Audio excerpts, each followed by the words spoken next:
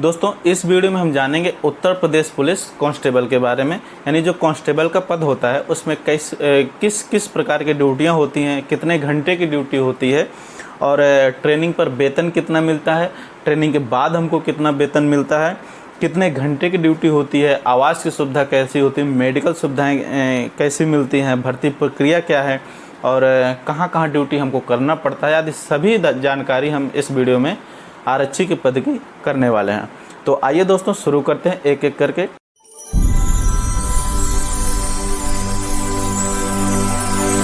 Hello दोस्तों, स्वागत है आपका हमारे चैनल पर और आप देख रहे हैं शिवप्रिया कॉप।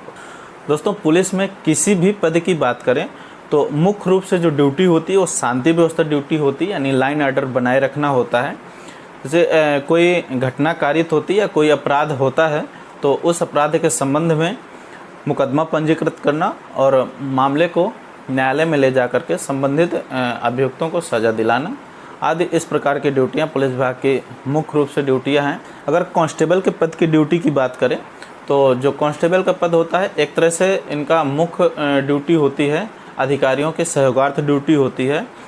जैसे हमराह ड्यूटी हो गई और अन्य ड्यूटी में बात करें जैसे बैंक ड्यूटी हो गई, मेला ड्यूटी हो गई, वीआईपी ड्यूटी हो गई और ऑफिस में कार्यालय की ड्यूटी हो गई, सीसीटीएनएस की ड्यूटी हो गई, महिलाओं के लिए महिला हेल्प डेस्क की ड्यूटी हो गई, पेट्रोलिंग हो गई, वाहन चेकिंग हो गया आदि। ये सब कई प्रकार की ड्यूटियां हैं जो पुलिस को करनी पड़ती है। यातायात व्यवस्था हो गया, तो ये ड्यूटी प्रकार की बात हो गई। इसके बाद अगर हम ड्यूटी समय की बात करें तो दोस्तों ड्यूटी का समय इसमें कोई भी निर्धारित नहीं है। जैसे आपने सुना भी होगा कि पुलिस की ड्यूटी 24 घंटे की होती है, लेकिन ऐसा नहीं है कि आपको 24 घंटे ड्यूटी करना पड़ता है। मान लीजिए आप कोई भी ड्यूटी दे रहे हैं परंतु सडनली कहीं शांति व्यवस्था लाइन ऑर्डर बिगड़ने की सिचुएशन होती है तो वहाँ पर आपको तत्काल बुलाया जा सकता है, आपकी ड्यूटी तुरंत लगाई जा सकती है। इसलिए कहते हैं समय कोई निर्धारित नहीं होता है, परंतु प्रॉपर अगर डेली रूटीन की बात करें तो आपकी 8 से 12 घंटे की ड्यूटी करना पड़ सकता है या इससे कम भी आपको करना पड़े किसी किसी दिन। तो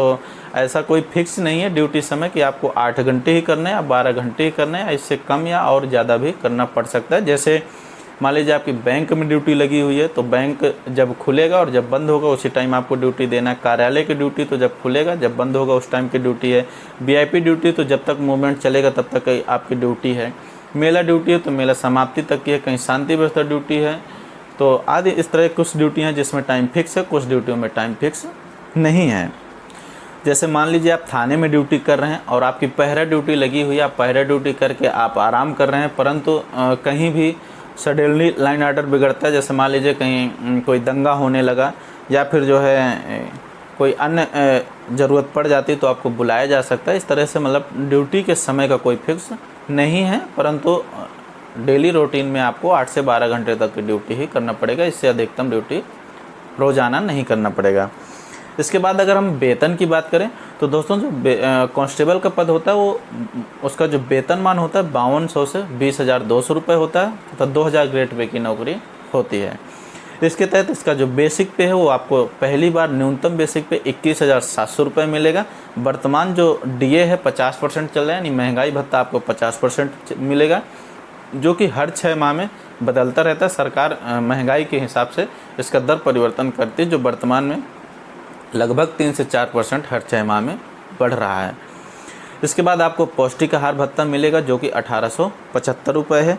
यानी जो ट्रेनिंग के समय यदि आप ट्रेनिंग पर जब आपकी आमद होती है और ट्रेनिंग पर हैं तो आपको उस समय बेसिक पे 21,700 रुपये, डीए आपको 50% और उस समय डीए बदल भी सकता है, परंतु वर्तमान की दरों के अनुसार 50% डीए और पौष्टिक आहार भत्ता 1875 रुपये और मेंटेनेंस किट अलाउंस होता है जो कि 188 रुपये मिलता है। ये सैलरी आपको जैसे ही आपकी ट्रेनिंग पर आमद हो जाती है वहाँ से आपको मिलना शुरुआत हो जाएगा। इसके बाद जब आपकी ट्रेनिंग ख़त्म होती है और आप क्षेत्र पे जाते हैं तो क्षेत्र अनुसार कुछ अलाउंसेस मिलते हैं। जैसे आप फील्ड पर नौकरी कर रहे हैं तो आपको 200 रुपये साइकिल भत्ता मिलेगा, जो वर्तमान में मोटरसाइकिल में परिवर्तित कर दिया गया है, परंतु अभी साइकिल भत्ता दिया जाता है जो 200 रुपये है। मोटरसाइकिल भत्ता आपको 500 रुपये दिया जाएगा। साथ में एचआरए की सुविधा है। जैसे मान लीजिए आपको सरकारी आवास आवंटित नहीं है, आप प्राइवेट आवास लेकर रह रहे हैं तो फर्स्ट ग्रेड के ज़िले जैसे लखनऊ हो गया, आगरा, प्रयागराज, मेरठ ऐसे शहरों में है अगर आपकी पोस्टिंग तो आपको 2400 रुपये एचआरए मिलेगा। और सेकंड ग्रेड तथा थर्ड ग्रेड के ज़िलों में यदि शहरी इलाके में आपकी पोस्टिंग है तो 1200 रुपये, और देहात इलाके में आपकी पोस्टिंग है तो 800 रुपये एचआरए मिलेगा। सैलरी से कुछ कटौती होती है। जैसे एनपीएस की बात करें तो एनपीएस दोस्तों आपका बेसिक पे प्लस डीए का 10% एनपीएस की कटौती की जाएगी, जो आपके एनपीएस में जुड़ता रहेगा। और जीआईएस यानी ग्रुप इंश्योरेंस स्कीम का 100 रुपये महीना आपसे चार्ज होता है। इसके अलावा दोस्तों कुछ रुपये आपको अतिरिक्त सैलरी के रूप में, अतिरिक्त वेतन के रूप में मिलता है। जैसे 1 महीने का अतिरिक्त वेतन मिलता है। आप जो ड्यूटी कर रहे हैं, जैसे रविवार या अन्य गस्टेड अवकाश है, इस पर आपको ड्यूटी करना पड़ता है, उसके एवज में आपको एक अतिरिक्त सैलरी दी जाती है, जो कि मार्च महीने में मिलती है अतिरिक्त वेतन के रूप में। बेसिक पे प्लस डीए दिया जाता है। और दीपावली बोनस आपको मिलेगा, जो हर साल दीपावली बोनस दीपावली के त्यौहार पे मिलता है। इसके अलावा यदि आप अपनी नियुक्ति जगह से कहीं अन्य जगह ड्यूटी करने जाते हैं और वो जगह 8 किलोमीटर से दूर की है, तो आपको टीएडीए की सुविधा मिलेगी, जो आपके ग्रेड शहरों के अनुसार मिलता है। 3 प्रकार के ग्रेड पुलिस विभाग में, फर्स्ट, सेकंड और थर्ड। जहां भी आपकी ड्यूटी रहेगी उसके अनुसार से आपको टीए और डीए दिया जाएगा। अब देखेंगे छुट्टियों के बारे में। छुट्टियां दोस्तों सबसे महत्वपूर्ण है। यदि आप नौकरी कर रहे हैं तो आप चाहेंगे कि मैं कहीं भी मेरा काम हो, जाना है तो छुट्टी ज़रूर मिले। तो इसमें छुट्टी की अगर बात करें तो छुट्टी कई प्रकार से मिलती है, पर जो मुख्य छुट्टियां वो सीएल, ईएल और मेडिकल लीव है। तो सीएल इसके तहत यानी कैजुअल लीव, जो इमरजेंसी लीव के रूप में जानी जाती है, वो आपको साल में 30 मिलेंगी, और एक बार में मैक्सिमम 14 दिवस के सीएल ले सकते हैं, और साल में 30 सीएल ले सकते हैं। यदि आप साल में 30 उपभोग कर लेते हैं तो ठीक है, अन्यथा ये स्वतः लैप्स होकर अगले साल आपको पुनः 30 सीएल नहीं मिलेंगे। इसके अलावा जो ईएल हैं, ईएल दोस्तों आपको नॉर्मलतः नहीं मिलती। जैसे मान लीजिए आपको लंबी छुट्टी की ज़रूरत है, घर में कोई काम है, कोई बीमार है, आपको लंबे समय के लिए घर जाना है, घर बनवाना है या शादी ब्याह है, तो आप ईएल ले सकते हैं। बची हुई ईएल, जैसे मान लीजिए आपको हर साल 31 ईएल मिलती है, उसमें जो ईएल आपकी बच जाएंगी या टोटल आप एक भी नहीं ले रहे हैं तो आपकी अगले साल जुड़ जाएंगे। यानी ईएल आपकी सर्विस में जुड़ती रहेंगी, परंतु सीएल स्वतः साल दर साल 30 मिलेंगे, बाकी बची हुई लैप्स होती रहेंगे।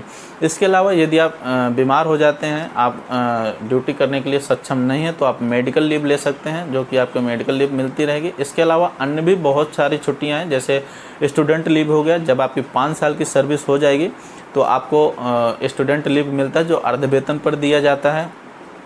महिलाओं के लिए जैसे बात करें, प्रसूति अवकाश हो गया, सीसीएल हो गया आदि, इस प्रकार की और भी तमाम छुट्टियां हैं। अब बात करेंगे पोस्टिंग की।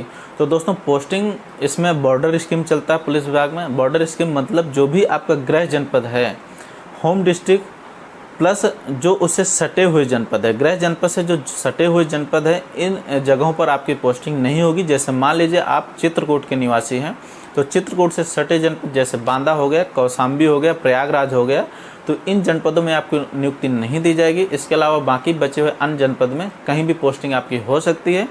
इसके बाद मेडिकल सुविधा की बात करें तो दोस्तों आप स्वयं की मेडिकल सुविधा प्लस अपने आश्रित के लिए मेडिकल सुविधा ले सकते हैं, चिकित्सा प्रतिपूर्ति क्लेम ले सकते हैं। स्वयं और आश्रित, आश्रित में जैसे महिला है तो अपने पति के लिए, पुरुष है तो अपनी पत्नी के लिए, साथ में अपने बच्चे और माता पिता, अविवाहित बहन तथा 18 वर्ष से छोटे उम्र के भाई, इनके लिए आप चिकित्सा प्रतिपूर्ति ले सकते हैं। अभी वर्तमान में पंडित दीनदयाल कैशलेस हेल्थ की व्यवस्था चलती है। इसके तहत साल में 5 लाख तक का आप फ्री इलाज करा सकते हैं। जो भी संबंधित हॉस्पिटल इससे जुड़े हुए हैं, आप वहां पर इलाज करा सकते हैं। इसके बाद आवास की बात करें तो दोस्तों आवास जहां भी आपकी नियुक्ति है, यदि नियुक्ति जगह पर या पुलिस लाइन के आवास पर आप खाली है कहीं भी आवास, तो आपको आवास मिल जाएगा। अन्यथा की स्थिति में आप बैरक या फिर प्राइवेट आवास लेकर रह सकते हैं। यदि आप प्राइवेट आवास लेकर रहते हैं तो आपको एचआरए दिया जाएगा, जैसा कि मैंने पहले आपको बताया है। यदि आप बैरक में रहते हैं तो आप बैरक भत्ता ले सकते हैं, जो कि 455 रुपये मिलता है। आवास इसमें 3 प्रकार के होते हैं, टाइप 1, टाइप 2 और टाइप 3। इनका संबंध रूम से है, यानी कितने कमरे किस आवास में होते हैं। इसके बाद प्रमोशन की बात करें तो दोस्तों प्रमोशन अब वर्तमान में इसमें समयानुसार मिलता है। जितनी सर्विस आपकी कंप्लीट होती जाएगी, समयानुसार आपका प्रमोशन होता रहेगा। कुछ टर्न अप प्रमोशन भी मिलते हैं, जैसे यदि आप पुलिस विभाग के लिए बहुत ही अच्छा काम करते हैं, कोई सराहनीय काम करते हैं, जैसे उत्तर प्रदेश पुलिस का नाम बहुत अच्छा होता है, छवि बहुत अच्छी होती है, तो आपको उसके तहत टर्न ऑफ प्रमोशन दिया जा सकता है, जो कि वर्तमान में जैसे स्पोर्ट का कोई खिलाड़ी है और बहुत ही अच्छा खेल खेलता है, जिससे उत्तर प्रदेश पुलिस का नाम रोशन हुआ, तो उसमें टर्न ऑफ प्रमोशन दिया जा सकता है। जो प्रमोशन होता है दोस्तों 5 स्टेज तक मिलता है। जैसे मान लीजिए आप कांस्टेबल के पद पर भर्ती हो रहे हैं तो आप मैक्सिमम डीएसपी यानी सीओ सर्किल ऑफिसर तक आपका प्रमोशन हो सकता है। कांस्टेबल के बाद हेड कांस्टेबल के बाद सब इंस्पेक्टर के बाद इंस्पेक्टर के ऊपर डीएसपी तक प्रमोशन होते हैं। वैसे डीएसपी तक बहुत ही कम लोग प्रमोट हो पाते हैं। इसके बाद कैंटीन की बात करें तो कैंटीन दोस्तों, कैंटीन की सुविधा बहुत ही अच्छी नहीं है, परंतु जो भी है और कैंटीन में जो भी सामान अवेलेबल है उसमें आपको मार्केट रेट से 15 से 20% तक मार्जिन यानी छूट आपको मिल जाएगा। और यदि भर्ती प्रक्रिया और ट्रेनिंग की बात करें तो भर्ती प्रक्रिया जैसे आप जानते होंगे, या इसके लिए मैं अलग से एक वीडियो बना दूंगा। सर्वप्रथम आपसे ऑनलाइन आवेदन लिए जाएंगे, इसके बाद आपसे लिखित परीक्षा की ली जाएगी। लिखित परीक्षा में यदि आप सफल होते हैं तो आपका फिजिकल होगा, जो कि 5 किलोमीटर की रनिंग और अन्य मेजरमेंट होते हैं, साथ में DBPST होगा। और इसके बाद जो भी सफल अभ्यर्थी हैं फिजिकल में उनका मेडिकल कराया जाएगा, और मेडिकल के बाद आपका फाइनल रिजल्ट जारी किया जाएगा। जितने भी कैंडिडेट फाइनल रिजल्ट में क्वालिफाइड होते हैं उन सभी को ट्रेनिंग के लिए बुलाया जाता है। ट्रेनिंग दोस्तों आपकी सर्वप्रथम जेटीसी के लिए बुलाया जाता है, और जेटीसी लगभग 1 महीने की होती है, और इसमें सभी कैंडिडेटों को एक तरह से इकट्ठा करना होता है, क्योंकि किसी की फाइल लेट पहुंचती है, किसी का कुछ काम अधूरा रह जाता है, तो कंप्लीट कराने में लगभग 1 महीने तक का समय लग जाता है। तो जेटीसी आपकी 1 महीने की चलेगी। इसके बाद आरटीसी की तारीख कंफर्म कर दी जाती है, और जो आरटीसी की तारीख होगा उस तारीख से आप 6 माह के लिए आधारभूत प्रशिक्षण के लिए जो भी आपको अलॉट किया जाएगा सेंटर, वहाँ पर आपकी ट्रेनिंग 6 माह की होगी। और जब आपकी आरटीसी कंप्लीट हो जाएगी, पीओपी होगी, पीओपी के बाद आपको नियुक्ति जनपद में 6 माह के लिए व्यवहारिक प्रशिक्षण के लिए भेज दिया जाएगा, और वहाँ पर 6 माह का व्यवहारिक प्रशिक्षण चलेगा। इसके बाद आप कंप्लीट सिपाही के पद पर कार्यरत होंगे, और 2 वर्ष की सर्विस आपकी परवीक्षा पर होती है, यानी 2 वर्ष तक आप परवीक्षाधीन रहेंगे। इसके बाद आप कंप्लीट स्थायी रूप से कांस्टेबल के पद पर माने जाएंगे। दोस्तों मैंने कांस्टेबल के बारे में प्रॉपर जानकारी देने की कोशिश की है, फिर भी अगर कोई कन्फ्यूजन है आपके मन में या कोई सवाल है तो आप कमेंट बॉक्स में लिख सकते हैं। धन्यवाद।